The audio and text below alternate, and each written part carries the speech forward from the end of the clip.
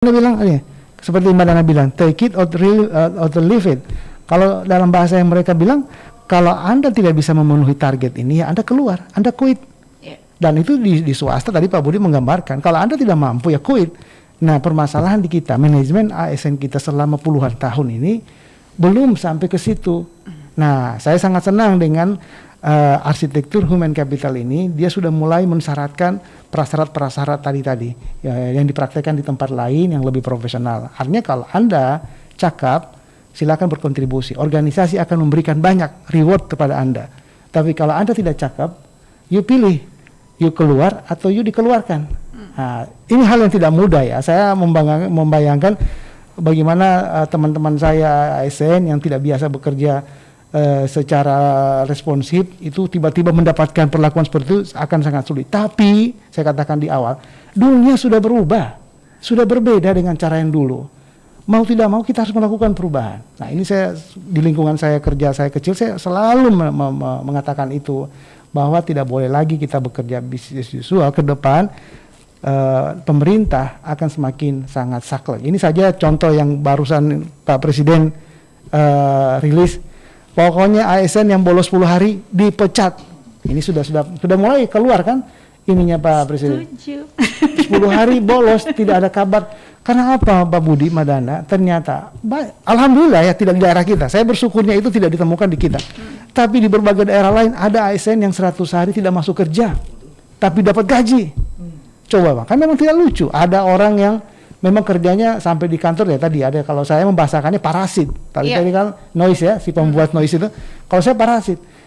Ada juga itu banyak di organisasi.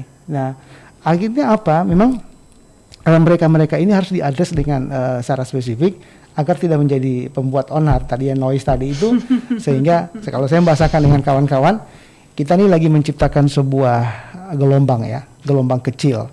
Gelombang ini seiring waktu dia akan makin membesar.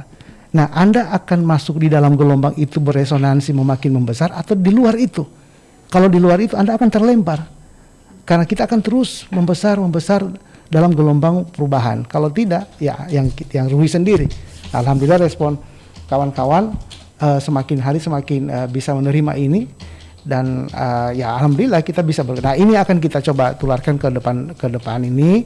Saya sudah menjalin komunikasi intensif, koordinasi dengan Pak Kepala Badan Kepegawaian, karena kalau bicara ASN sebagai individu, profil jabatannya tadi prototipenya itu ada di kepegawaian.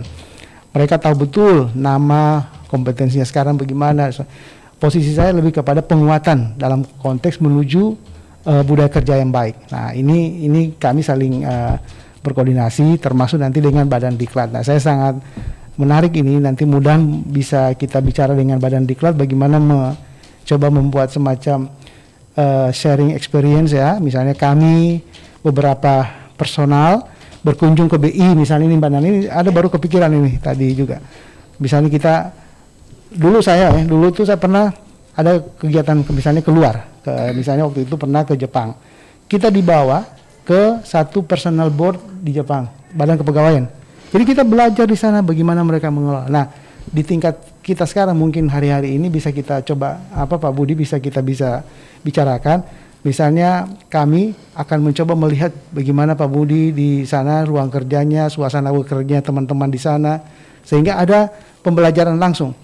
Karena kalau menurut Pak Alex Denny itu bahwa sekarang ini pembelajaran yang paling efektif yang bisa memberikan 70% absorb terhadap materi adalah experiential learning. Orang yang langsung bekerja secara experience dibanding kita belajar dengan ini. Jadi kita akan melihat, sampaikan Pak Budi tadi itu, bagaimana ada kompetisi, mereka memanajemen seperti apa, bagaimana teman-teman ini profilnya seperti apa dikelola, itu bisa menjadi bahan pembelajaran. Dan insya Allah ini mudah-mudahan kita bisa kembangkan ke depan, sehingga ada pertukaran pembelajaran, praktek yang baik kepada yang masih belajar untuk baik, kemudian yang baik tentu otomatis akan mendapatkan juga input untuk lebih baik lagi. Karena gitu Mbak Nanda. Baik, terima kasih banyak Pak Ari. Kita sudah menuju penghujung dialog interaktif. Saya ke Pak Budi aja dulu, sekaligus mungkin ini bisa jadi closing statement dari beliau.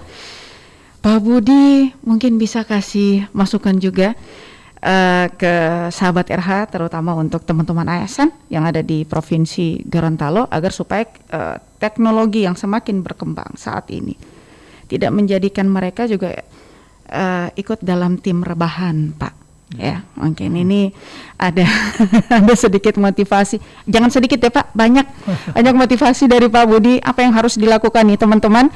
Ini kecanggihan teknologi, apalagi kita juga kerja WFH ya, enak banget jadi tim rebahan gitu. Tapi bagaimana cara agar kita mampu memotivasi diri kita sendiri sebelum mungkin kita bisa memberikan contoh kepada orang lain gitu. Pak Budi silakan. Ya, mungkin yang paling penting ini juga closing ya, kaitan juga dengan tadi yang Pak Arianto, keberhasilan dari semua proses transformasi. Yang pertama memang satu contoh dari pimpinan nih, suri teladan atau role model, itu yang pertama.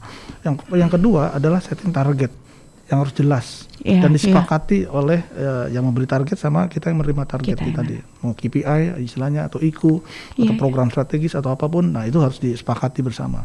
Dan itu nanti di delivery atau di cascading ke bawah. Gitu ya. Nah kemudian yang ketiga adalah bagaimana kita bisa menginternalisasikan. Jadi program apapun kalau tidak terinternalisasi ke pegawai sulit.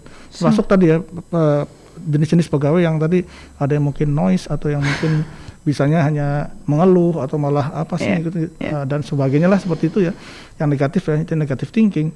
Nah itu pun harus kita lakukan kepada semua pegawai. Jadi itulah yang harus kita lakukan. Nah, nanti di mapping lagi setelah program-program itu ada perubahan apa tidak.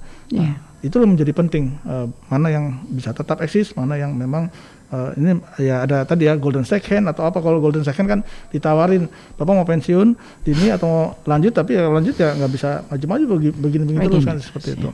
Nah kemudian yang berikutnya yang keempat adalah konsistensi. Nah konsistensi ini harus perlu dilakukan, karena tanpa konsistensi ya, misal kita ngeliat di yang lain kok begitu, istilahnya ada dualisme implementasi kebijakan yang sudah ditetapkan gitu ya. Nah ini pun bisa membahayakan program yang tadi sudah baik bisa turun kembali semangatnya. Nah kemudian yang berikutnya adalah ya kita lakukan tugas ya tadi sesuai mandat amanah, bahwa kita bekerja itu ibadah ya. Pada itu bagian dari ibadah, mau nggak mau ya kita bekerja akan full gitu ya. Kita bekerja ikhlas dan juga pasti akan memberikan yang terbaik bagi lembaga bahkan bangsa ini. Saya kira itu Mbak. Pak Budi, terima kasih banyak. Mudah-mudahan ini bisa jadi inspirasi untuk kita semuanya. Pak Ari, silakan sekaligus closing statement dari Pak Ari. Ya, makasih Mbak Nanda. Jadi kalau di poin terakhir ini saya pikir saya akan kembali lagi kepada poin pertama kita tentang perubahan ya. Karena topik kita kan transformasi ASN menuju human capital menuju ASN berkelas dunia. Dan poin atau key points adalah perubahan. Nah, di dalam reformasi birokrasi itu ada 8 area perubahan. Area perubahan yang pertama itu adalah manajemen perubahan. Dalam manajemen perubahan itu salah satu isu yang menarik adalah kita harus membentuk agen-agen perubahan.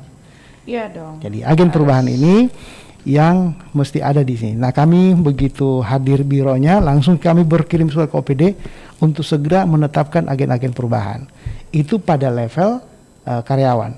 Tetapi di samping itu kami juga bicara pada level leadership. Jadi kalau sudah bicara leadership, pimpinan OPD, alhamdulillah komunikasi kami dengan pimpinan OPD sangat bagus, sangat kondusif, sehingga apapun yang terjadi itu bisa segera kami saling berkoordinasi. Nah, dalam konteks membangun leadership ini, kepedulian atau komitmen dan leadership, kemarin ini bulan Juli kalau tidak salah, kami menyelenggarakan apa yang disebut SAKIP Award. SAKIP ini adalah sistem akuntabilitas kinerja instansi pemerintah. Jadi pemerintah itu bekerja harus akuntabel. Dan ada sistemnya yang bisa mengukur. Tadi Pak Kapudi, Pak KPI, kami ada apa caranya mengukur melalui indeks atau nilai daripada SAKIP. Nah, kita jadikan ini semacam kompetisi ya, dalam tanda kutip kompetisi perubahan. Kami memilih siapa yang punya komitmen terhadap perubahan. Itu adalah disebut sebagai change leader. Jadi kami membahasakan change leader. Nah, apa ukurannya? Ukurannya sederhana aja, karena kami baru pertama kali, kami mengukurnya dari sisi pencapaian nilai daripada SAKIP. Jadi SAKIP itu ada nilainya sekian itu. Nah, siapa yang paling tinggi nilainya, itu kami anggap dia sebagai pelopor. Dia memiliki komitmen terhadap perubahan, karena dia mampu mendrive organisasi untuk melakukan pekerjaan secara akuntabel. dan sampai pada pelaporan, mulai dari perencanaan kinerja tadi Pak Budi bilang soal IKU kami jabarkan. Kami di awal tahun juga ada perjanjian kinerja